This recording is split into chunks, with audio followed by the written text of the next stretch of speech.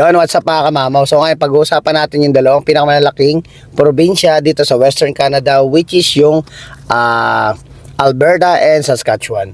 So actually ang capital city ng Alberta is Edmonton. So ano-ano ba ang malalaking city ng ating Alberta? So Alberta meron siyang Calgary, Edmonton, Airdrie, Red Deer, Lethbridge, Port McMurray, Medicine Hat at ang Grand Prairie.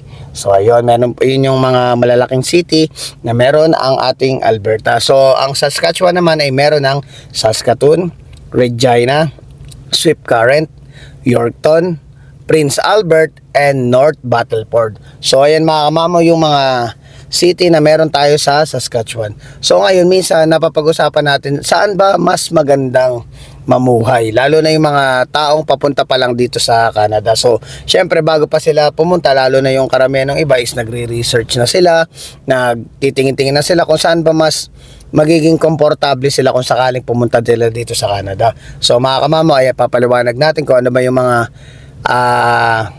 meron dun sa part ng Alberta at saka ano bang meron dun sa part ng Saskatchewan. So ano bang pwede nating ma-share sa mga manonood para kahit paano magkaroon sila ng idea o makatulong tayo dito sa ating pagpa-vlog. 1 hour later. Yan mga kamamo, tuloy natin yung ano natin. So yung ano pala, di ko na sabi pala kanina, yung Warman is part ng Saskatchewan din. And then yung capital city ng Saskatchewan is Regina. So ayun mga kamamo, tutuloy na natin ang ating talakayan. So alam nyo ba mga kamamaw na ang Alberta ay merong 4.8 million population. Sobrang laki ng Alberta, honestly. 4.8 million population sila, which is yung Saskatchewan ay meron siyang 1.2 million lang siya mga kamamaw.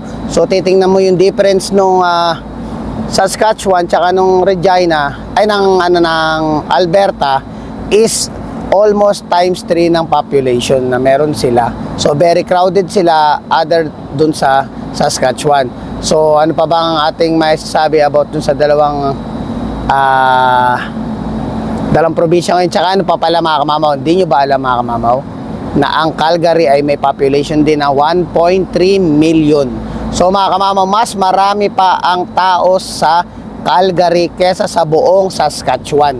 Mas mataas pa sila ng 100,000 population.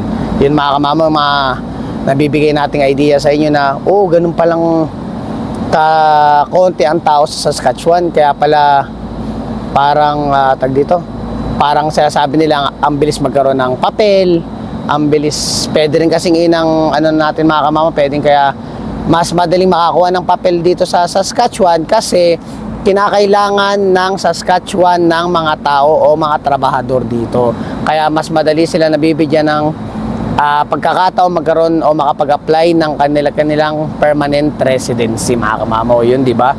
Tsaka ito pa pala mga kamamaw, bibigay ko na rin sa inyo yung alam nyo ba na ang laki o lawak ng Alberta to Saskatchewan. Ang size po ng Alberta is 661,849 kilometers mga kamamaw. Tapos ang Saskatchewan is 651,900 kilometers. Kung titingnan nyo siya mga kamamaw, almost halos magkasalaki lang sila talaga mga kamamaw. Sobrang halos magkasalaki lang sila sa 149 kilometers lang ang diferensya between Alberta and Saskatchewan. So ayun mga kamamaw, sobrang, kahit ako nung nabasa din natin kaya nag-research sa mga kamamaw, nagkaroon din tayo ng idea na mga kamamaw na ganun lang pala ang ganun lang pala yung agwat ng laki nila, but at the same time, pero kung titingnan nyo yung population tsaka yung population ng bawat isa is sobrang layo mga kamamaw. Tapos ito pa pala, may dadagdag pa natin sa inyo mga kamamaw, yung GST tsaka yung PST. Usually yung tax, ano ba yung GST tsaka yung PST? Yung GST mga kamamaw is Government Service Tax, and then yung PST is Provincial Service Tax. So sa Saskatchewan, meron tayong dalawang tax na tinatawag, which is yung GST nga at saka yung PST mga kamamaw. But ang Alberta ay meron lang silang GST. So, isa lang po ang tax ng Alberta compare sa Saskatchewan. So mga kamang, isipin mo, yung GST natin is 5% po siya. Honestly, 5%. Tapos yung PST po is, yung GST ay 6% po. Sorry, correction. Yung GST is 6% and then yung PST natin is 5% dito sa Saskatchewan. Sa Alberta is 6% lang ng GST meron sila sa tax. Kung titingnan nyo, kayo mismong mga nanonood, pwede nyo laruin yung pinukwento natin kung sa tingin nyo ay mas maganda bang tumira sa Alberta o mas maganda ba sa Saskatchewan. Conforme naman mga kamamaw, magkakaiba rin tayo ng pananaw o kung ano man diskarte natin sa buhay mga kamamaw. Kasi ang masasabi lang natin, yung Alberta kasi is napakagandang lugar. Which is, ano ba ang ibig sabihin ng napakagandang lugar? Nasa kanila na po yung malapit sa lahat. Like yung mga band, yung medyo malapit din siya kung idadrive mo from papunta ka ng BC, medyo malapit sila sa BC. Other than sa Saskatchewan, napakalayo ng biyahe bago makarating dun sa kumbaga bay, ang Alberta ay malabundok. Lahat ng magagandang bagay na makikita nyo sa paligid nasa Alberta, malapit sa Alberta. Ang Saskatchewan is more on agricultural. Sorry, nabubulol ako. Agricultural. More on talaga tayo, nasa parang farm tayo, farm station tayo mga kamamaw. Sobrang patag ang Saskatchewan. And then at the same time, base dun sa mga naibablog ko rin dati, kaya gusto ko rin naman dito sa Saskatchewan is para sa akin, very peaceful siya.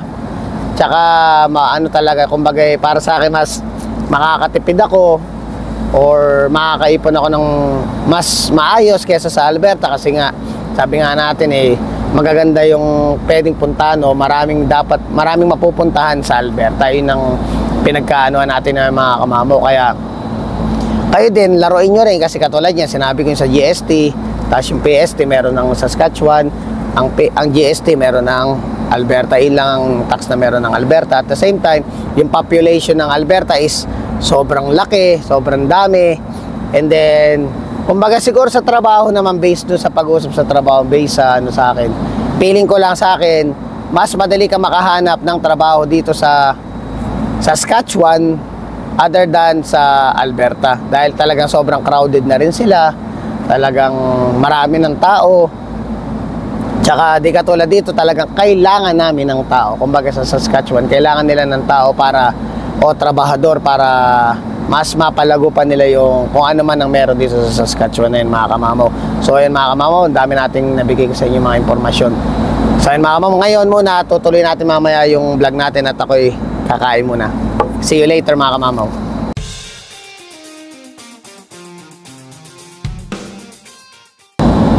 Yan, tapos na tayo kumain. Ayun, tuloy natin yung kwentuhan. Konting idea para about sa Alberta tsaka sa Saskatchewan. Kasi nga, ang napansin natin talaga mga kamamo is pagdating sa papel, napakadali talagang makakuha ng papel dito sa Saskatchewan. Kasi usually, may mga tao na galing from ibang city or province na lumilipat sila dito sa Saskatchewan para makapag-apply ng kanilang permanent residency. Pero syempre may mga bagay din na after nila magkaroon ng papel, lumilipat din sila. Hindi rin natin alam, baka may reason sila or may iba silang plano sa buhay kaya nagsilipat sila sa mas malalaking city. Katulad ng isang kakilala natin is lumipat siya dito from Edmonton, tapos nung nagkapapil siya after 2 years, bumalik ulit siya ng Edmonton. So siguro may kamag-anak yung tropa natin na yun, kaya lumipat siya. May mga iba naman na from other city na lumipat na dito sa Saskatoon, tapos na-PR na sila, tapos hindi na sila umalis, nag-stay na sila dito. Yun, which is iba-iba pa rin talaga mga kamamaw yung diskarte ng Pilipinas. Siyempre kung saan sila mas komportable, tsaka kung saan sila feeling nila mas magiging okay sila. Siguro kasi kapag nakakuha ka naman ng magandang trabaho dito, honestly, sa Saskatoon, at wala yun, nasa Copperos tayo, kaya ako kahit na siguro may mag-offer sa akin sa ibang lugar, parang mas feeling ko mas gusto ko na dito dahil maganda naman yung trabaho na kuha natin, tsaka maganda rin yung benefits. Kumbaga para sa akin fit dun sa sa lifestyle ko, at the same time fit para sa pamilya ko yung trabahong pinagtatrabahuan ko ngayon. So ayan mga kamamo, sa mga nakakapanood, lalo ni mga padating dito, pwedeng makatulong tong ano natin na to, message, yung mensahe natin na to sa vlog na to, para kahit pa paano magkaroon kayo ng idea, lalo na kung kayo papunta kayo dito sa Saskatoon or papunta kayo ng Saskatchewan, na ganito pala yung pagkakaiba ng Saskatchewan sa Alberta. Marami din naman tayong tropa dyan sa Alberta na talagang doon na sila nag-stay, na minsan in-invite nga nila tayo, pero sabi ko nga mas okay na ako dito, dahil although sabihin natin kahit dalawa tax natin, kaya naman na masustain natin yung mga pangangailangan natin dito, tsaka mas masaya na ako dito. Kaya sa ano kasi masyadong busy, experience ko rin isa pa sa mga nagda-drive.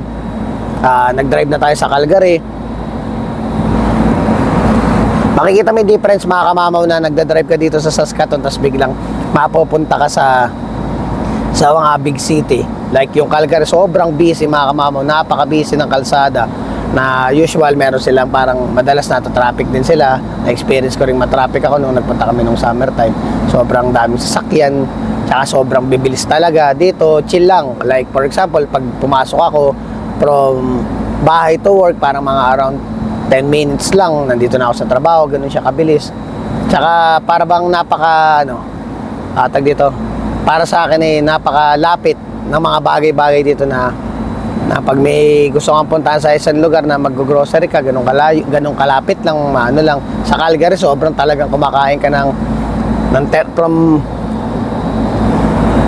from bahay doon sa pupuntahan mo, parang minsan 30 minutes to 40 minutes, ganun katagal. Samantalang dito sa Saskatoon, pag may pinupuntahan ka, parang ang pinakamahabang oras lang natatakboy parang 20 minutes lang doon sa pupuntahan mo, lalo na doon sa lugar natin. Nandun tayo malapit tayo sa midtown, sa downtown.